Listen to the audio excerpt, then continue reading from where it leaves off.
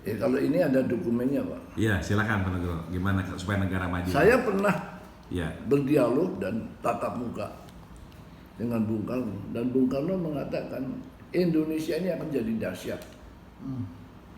Untuk membangun Indonesia strateginya dua. Satu, karena negara kita ini agraria, maka dasarnya harus pertanian. Tulang punggungnya itu industri. Nah, kalau kita mau jadi negara industri, negara yang maju, syaratnya 3. Yang pertama, listrik. Electricity harus cukup. Yang kedua, metalurgi. Iya. Material sains ya.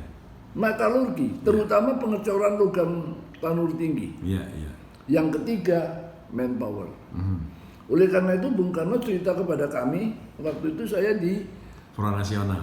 Di Front Nasional, dia berkata, untuk sumber daya manusia, sejak 60 sekian, Bung Karno sudah ngirim mahasiswa puluhan ribu ke Amerika, ke Eropa Timur.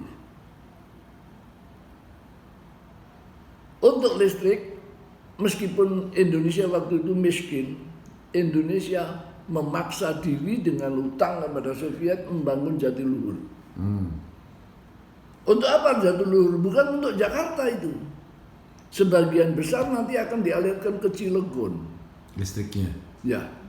Nah, di Cilegon itu akan dibangun dan sudah dibangun tahun itu, yang diharapkan selesai tahun 68, pabrik baja tanur tinggi. Hadiah dari Khrushchev. Khrushchev atau siapa pemimpin Soviet yang tahun itu hadir ke sini.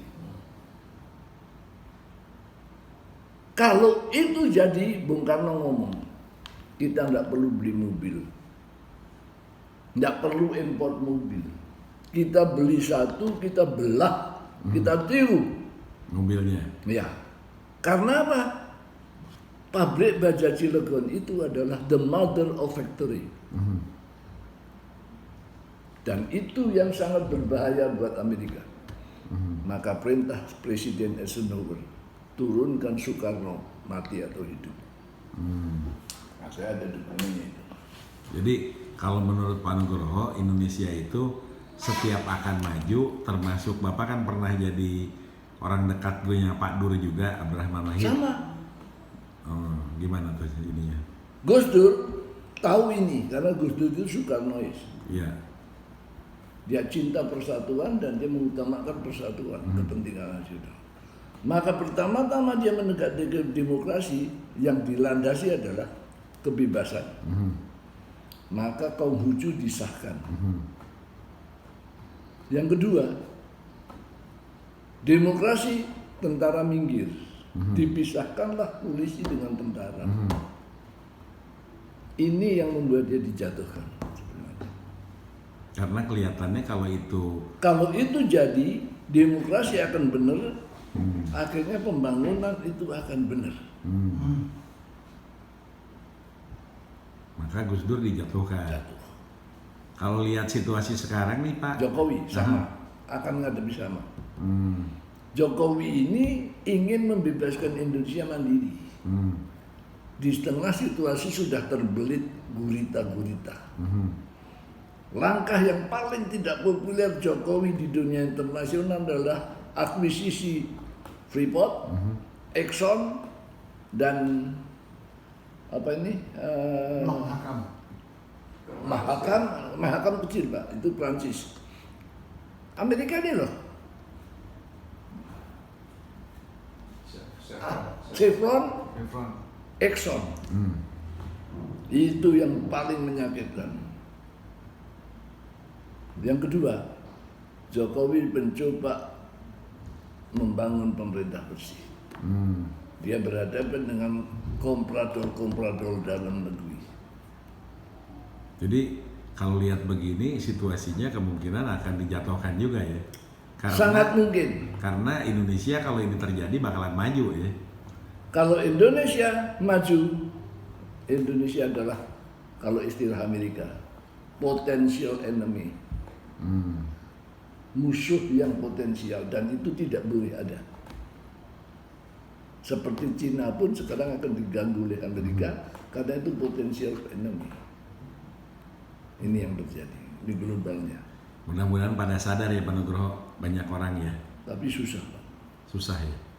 Karena sejarah tidak lepas dari kuasa Tuhan. Dan saya orang Kristen, Pak. Iya. Saya nulis tentang itu. Sejarah dunia ini memang berada di tangan kejahatan.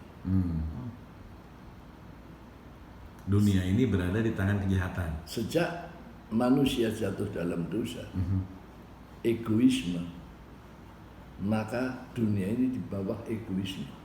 Dan egoisme itu puncaknya itu kapitalisme. Dan itu sekarang sedang merajalela. Memang dia akan menjadi top sampai nanti diselesaikan oleh cara Gusti Allah, bukan cara kita. Saya sendiri tidak bisa ngomong itu. Kita nggak tahu lah ya. Ya, itu cara Gusti Allah. Yeah. Jadi kalau kita ngomong, dan saya kebetulan mendalami itu karena saya ini rohaniawan. Tahun 60, saya pernah belajar dari seorang pendeta yang mengatakan dengan sangat jelas, komunisme akan runtuh, dikalahkan, dan tidak ada perang nuklir. Karena tahun 60 itu, Pak, kita Seakan-akan akan perang nuklir. perang nuklir. Iya, Kita takut banget sama perang nuklir. Betul, betul. Tapi saya heran pendeta itu berani ngomong gitu. Di tengah-tengah kejayaan PKI, Pak. Iya. Dimusuhi dia. Dilemparin batu.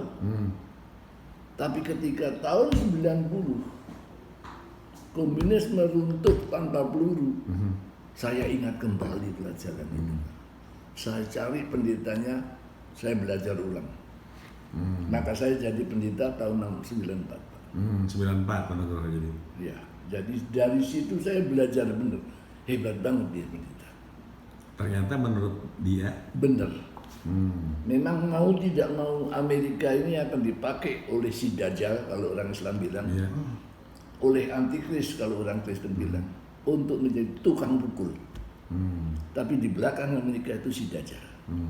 Siapa si Dajjal? Nanti kita akan bicara panjang, Pak. Oke. Pada pertemuan berikutnya.